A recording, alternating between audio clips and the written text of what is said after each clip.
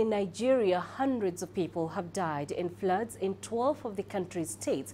One of the worst affected is the northern central state of Niger, where at least 40 people have died. More than 100 communities are underwater, leaving thousands displaced and living in emergency camps.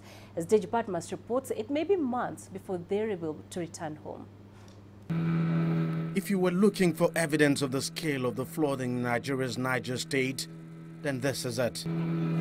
This whole area used to be people's homes and farms, but everything is now underwater, and the only means of navigating through is by boat. The situation has remained like this for weeks now, the water seemingly not receding.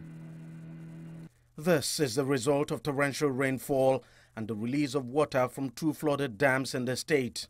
In all, 130 communities have been submerged, resulting in heavy losses for local residents who are mainly into fishing and farming. We woke up one morning to find everywhere flooded. All our farms and farm produce were washed away.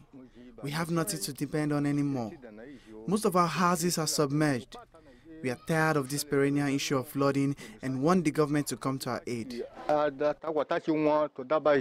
Residents say flooding has been a common occurrence in the area for the past 4 years, but that this year's incident is the worst so far.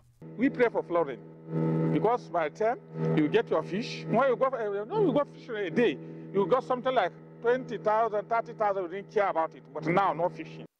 State authorities say they are now working out a resettlement plan, but is itself seeking assistance to address the crisis. This is where most of the residents are now camped. It's a public school close to the state capital, far removed from their communities. It's hardly ideal, but it's the best government could come up with at the moment.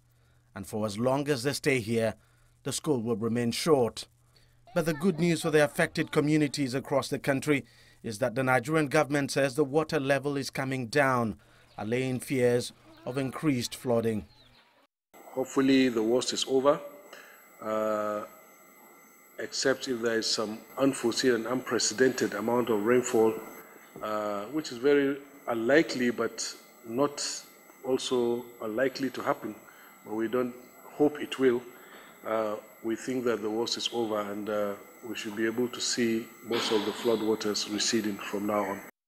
In all, 12 states have so far been affected and 199 persons killed in what is considered the worst flooding disaster in Nigeria's history.